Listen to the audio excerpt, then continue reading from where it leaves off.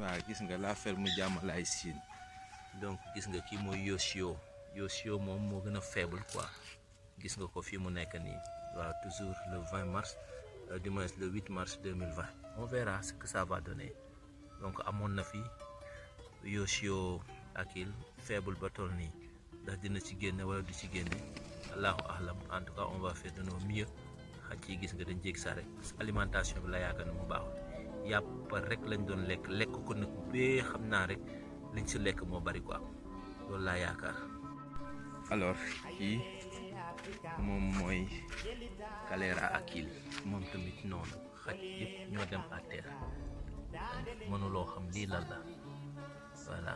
Donc mais comme alors Jignan moom xaw na mel ni ku tane. Espérons que yeneen yi tamit dinañu ñëwaat quoi ñoom ñii quoi voilà toujours le 8 mars 2020 voilà on verra ce que l'avenir nous réserve. Ah mais ku ma si gis lii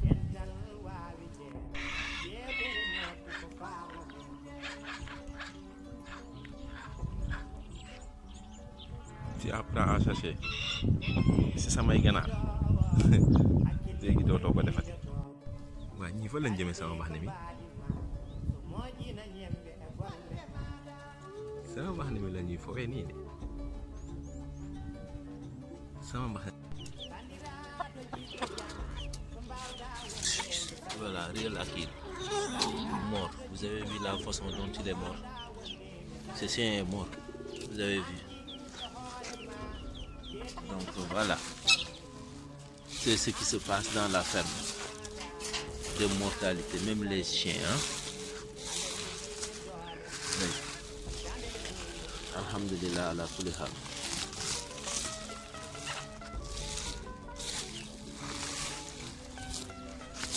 Oui. Aujourd'hui, le 9 mars, vous avez vu les images d'hier. Voilà, comme vous les avez vus comme ça. Voilà. Toujours le 9 mars 2020. On remercie le bon Dieu. Voilà.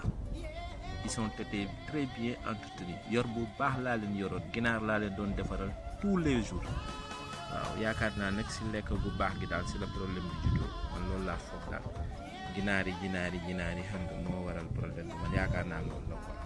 voilà Diamalaye Sine lii la ñuy dund. voilà toujours le 9 mars 2020. Alors Carrero aussi est mort.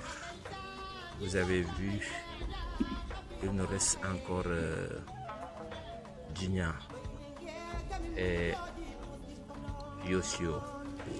Vous avez vu, toujours le même jour. Donc toujours le même jour.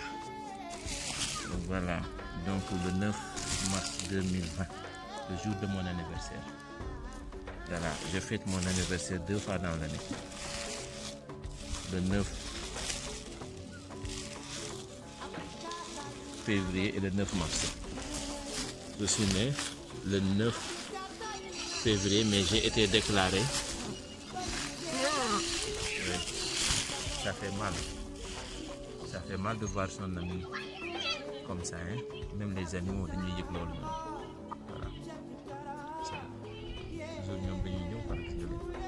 Toujours le 27 février 2020.